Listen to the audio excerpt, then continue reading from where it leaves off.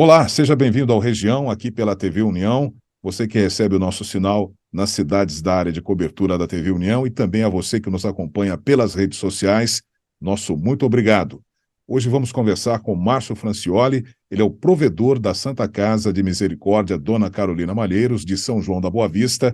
Estamos no final do ano, momento de prestar contas, de fazer o fechamento do ano, dar satisfações ao público sobre o uso do recurso que é destinado à Santa Casa através de emendas parlamentares, recursos que são recebidos também via Prefeitura, via Governo do Estado, União, etc.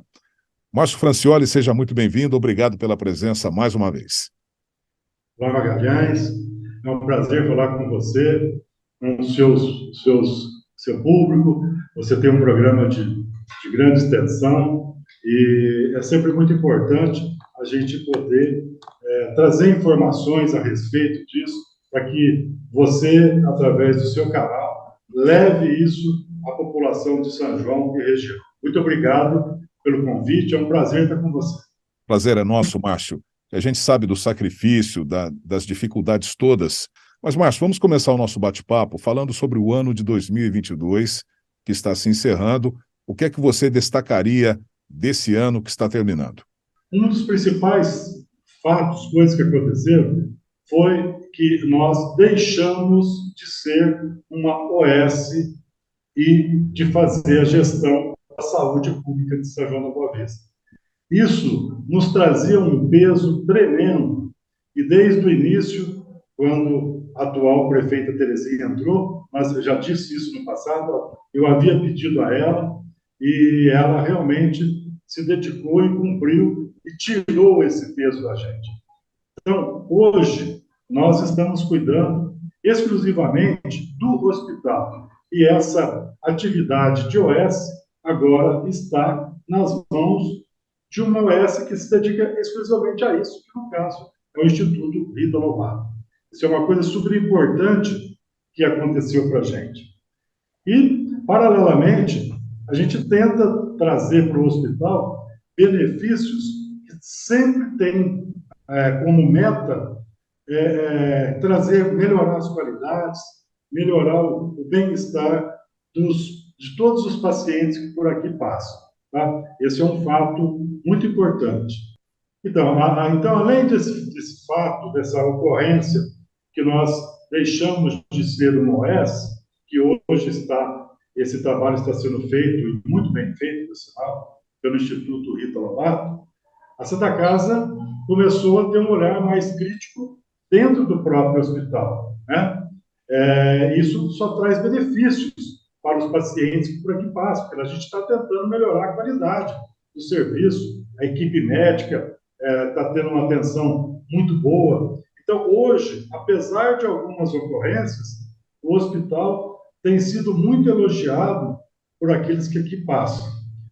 E uma coisa, um fato também que a gente tem que mencionar no ano de 2022 é o término da pandemia do Covid-19, né? Ele está aí nos ameaçando novamente, mas aqueles convênios que a gente tinha, a UPA Covid, a UTI Covid, a enfermaria Covid, que tínhamos convênio para isso, esses contratos foram finalizados.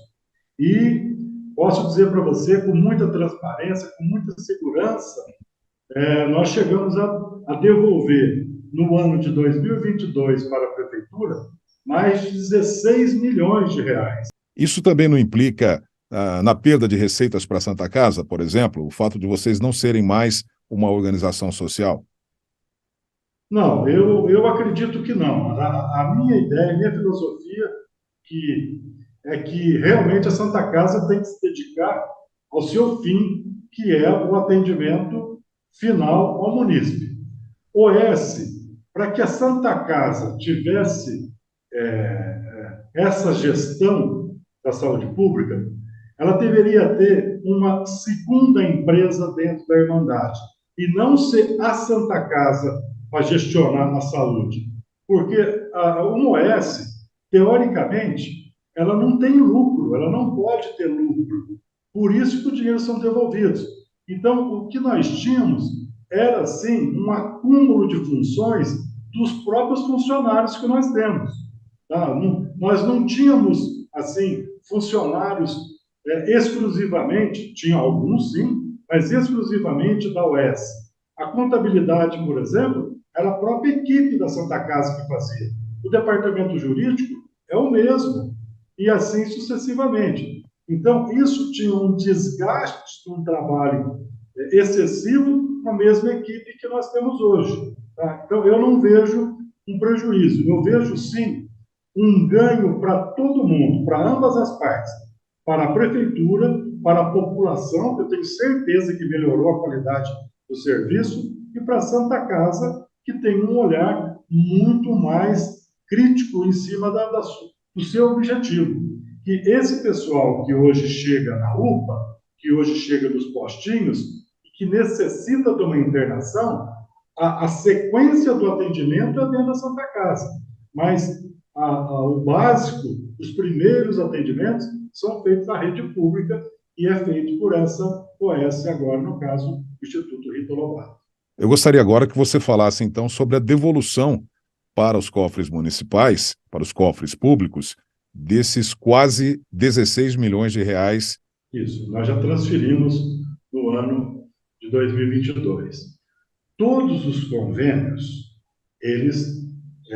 existe um orçamento e tem que ser cumprido à risca de acordo com suas rúbricas. O que é isso? Porque muitas vezes, eu já disse isso em outras oportunidades, eu acredito que no seu próprio programa, às vezes a gente diz isso e a pessoa que não é do dia a dia de uma Santa Casa ou que faz gestão de dinheiro público, não tem um conhecimento profundo. Por exemplo, a Santa Casa precisa tanto de dinheiro, como que devolve o dinheiro?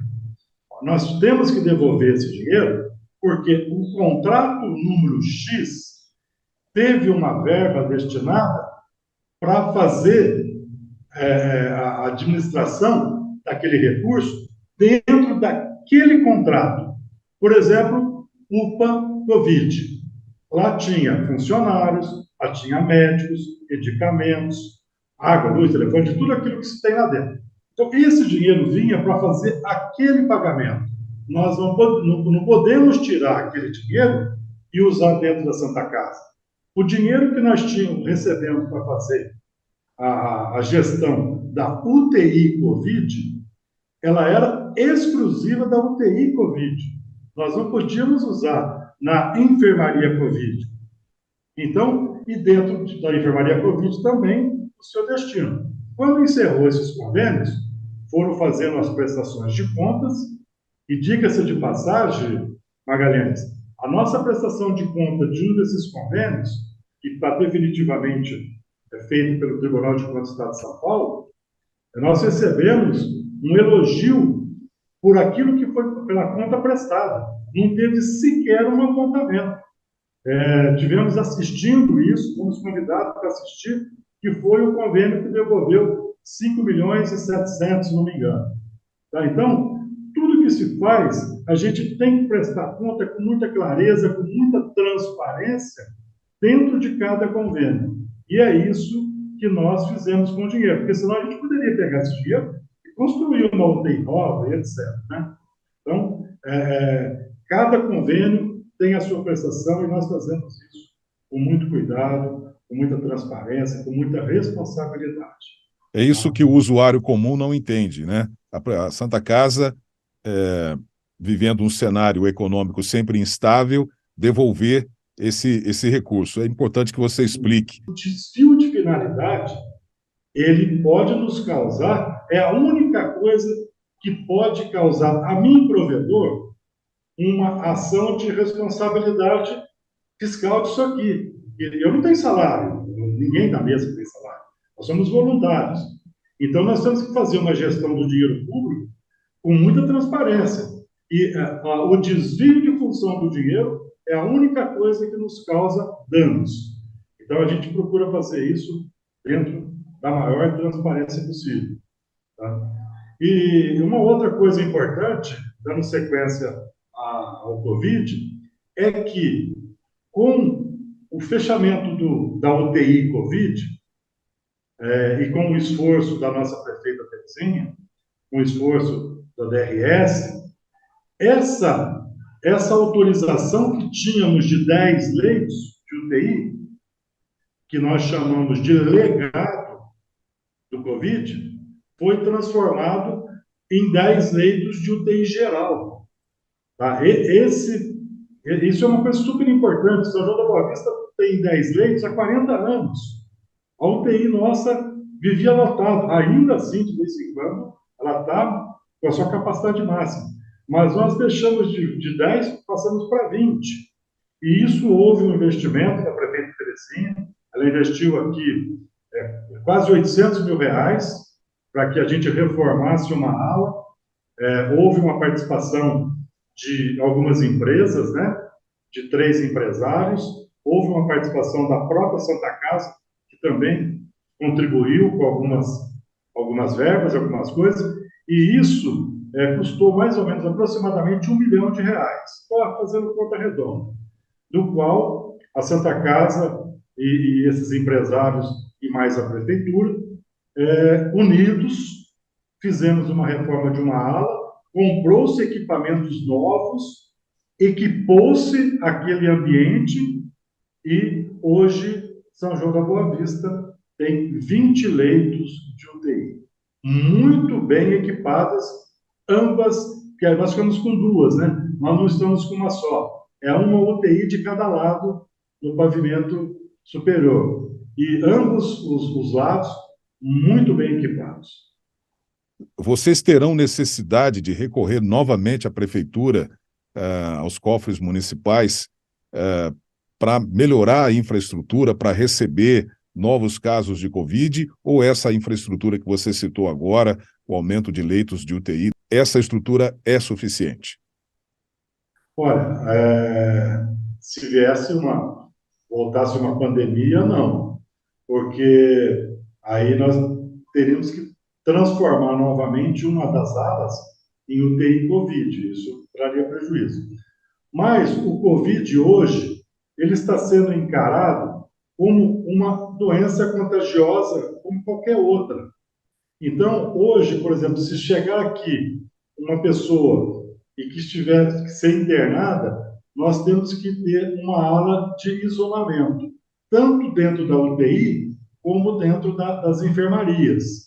Então, isso já é feito. Muitas vezes chega uma pessoa aqui, um paciente, ele está com uma enfermidade qualquer e ele não tem a menor noção que ele está com Covid. A primeira coisa que você faz quando o paciente vai ser internado é testar ele como que ele está. Se ele tiver Covid, todo o tratamento é feito de uma forma diferenciada, tratando esse paciente dentro de alas exclusivas de isolamento. Então, a semana passada, por exemplo, nós tínhamos aqui, eu não posso dizer que era paciente Covid, ele não veio aqui por causa do Covid, mas que ele estava com Covid. Nós tínhamos 3 ou 4 pacientes e o que a gente faz? Isola determinados quartos e coloca 2 pessoas em cada uma delas, com todos os recursos que tem uma UTI, uma enfermaria Covid.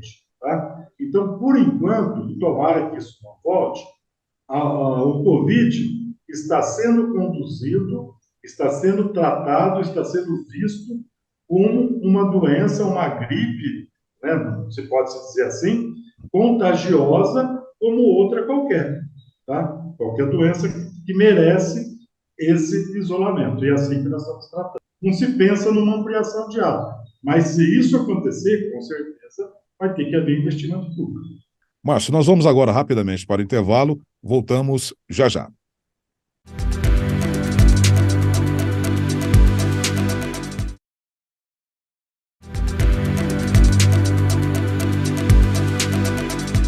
Já estamos de volta aqui no Região, hoje com a presença de Márcio Francioli. Ele é o provedor da Santa Casa de Misericórdia Dona Carolina Malheiros, de São João da Boa Vista. Márcio, você falou um pouco sobre a infraestrutura, o aumento de vagas na UTI, né? Havia 10 leitos, agora são 20 leitos. A aquisição de equipamentos, vocês também investiram esse ano em novos equipamentos para atender a população sanjoanense e da região, né? Sim, a própria UTI, né, teve que ter esse investimento.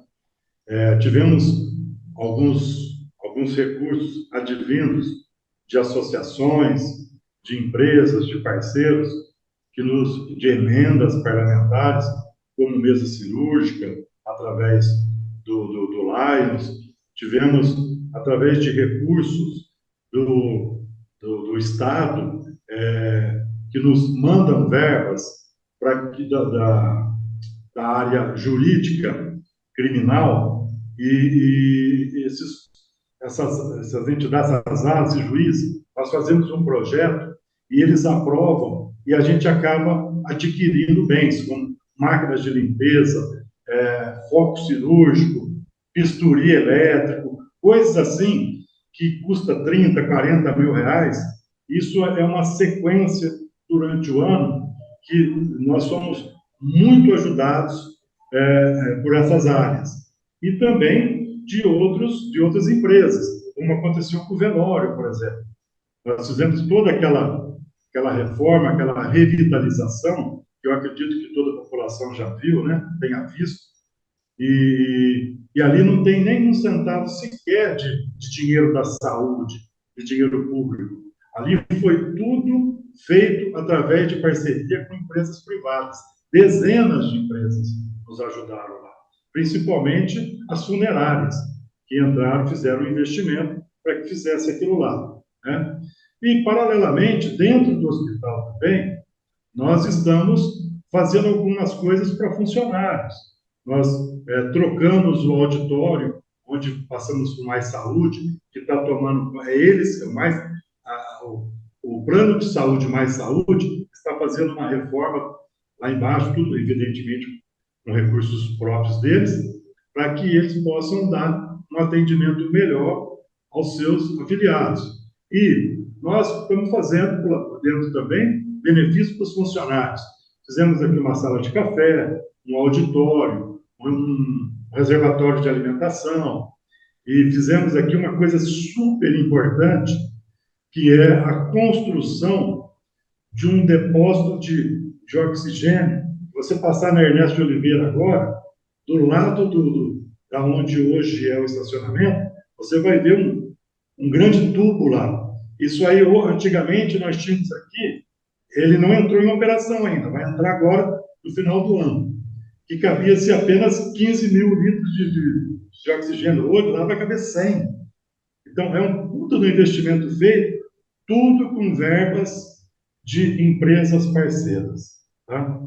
E agora começamos também a fazer, iniciamos essa obra, que é a ampliação do ambulatório SUS. Isso é um problema que a população sofre com isso há anos. As pessoas ficam na UPA, nós precisa descer, né, porque a UPA está lá em cima, e não tem vaga. Os leitos estão todos ocupados. De vez em quando fica gente, como se diz, no corredor, em macas, que nós temos ali 6 leitos. Nós vamos agora abrir mais 7 leitos dentro dessa área que nós estamos reformando. Tivemos alguns probleminhas, a chuva está atrapalhando bastante, mas em breve nós vamos entregar aquela parte daquela ampliação do ambulatório com mais 7 leitos. Também, por enquanto, tudo com dinheiro de parceria. Não tem dinheiro da saúde, por enquanto não tem dinheiro público. Ô, Márcio, qual a tua expectativa agora com a mudança de governo, tanto o governo do Estado quanto o governo federal, para as santas casas, de uma maneira geral? Ambos os governos, a estadual e o federal, ambos sempre disseram que teriam um olhar para a saúde e melhorando bastante. Eu entendo que o governo federal ele tem que disponibilizar mais verbas do que dá hoje, porque o SUS ele está com uma tabela de 12 anos atrás. Quer dizer, não tem sentido uma coisa dessa. O que se faz de vez em quando são algumas verbas que eles chamam verbas complementares, que é para socorrer alguns contratos que se tem com o atendimento do SUS. Mas isso são verbas aleatórias. O que precisa ter é a correção das tabelas. E a gente também está pensando no governo do Estado, que muito se diz de saúde, educação, nos investimentos, que faça alguma melhoria para isso. O ano de 2023 realmente vai ter que ter uma melhoria, porque senão todas as Santa Casas têm seus problemas financeiros e quem socorre é o município. E o município sozinho, ele não consegue suportar toda a carga de uma Santa Casa. Então, a Santa Casa de São João da Boa Vista, nós temos uma carga de atendimento em cima do SUS de 80%, até um pouco mais. Quer dizer, o custo operacional desse hospital, 80% tem que ser mantido pelo dinheiro público. E nós aqui atendemos hoje, no convênio Mantiqueira, 8 municípios, que nós chamamos de regionalização. Quer dizer, esses municípios, eles vão ter que entrar nesse processo de destinar recursos para a gente. Não é só São João da Boa Vista que tem que pagar essa conta. E a gente espera que realmente, tanto o governo federal como o governo estadual, passe a contribuir um pouco mais, ajudando os municípios, e esses municípios aqui da região, fazendo que esse consórcio ele seja gerido com o dinheiro deles também, não deixando só para São João da Boa Vista. Márcio, para encerrar, você já está caminhando para o final do seu mandato e você pretende colocar o seu nome novamente à disposição da Irmandade para assumir um segundo mandato, ou você vai pendurar chuteiras, para usar um termo aí, já que nós estamos na Copa do Mundo? Nós temos 3 anos de cada gestão, né? E ela está chegando no final agora, no dia 28 de fevereiro. Passa por assembleia e tal. Algumas pessoas estão se mobilizando e muitos deles gostariam que essa equipe continuasse. Então, eu posso dizer para você assim, a equipe atual, ela já advém da gestão anterior. Eu acredito que pelo menos umas 12 pessoas. Nós somos em 21 na mesa. Olha só quanta gente. Nós somos em 21 pessoas, todos fazendo esse trabalho de uma maneira voluntária. A maioria gostaria que não se mexesse, continuasse como está. O grupo em si vai continuar com a maioria das pessoas.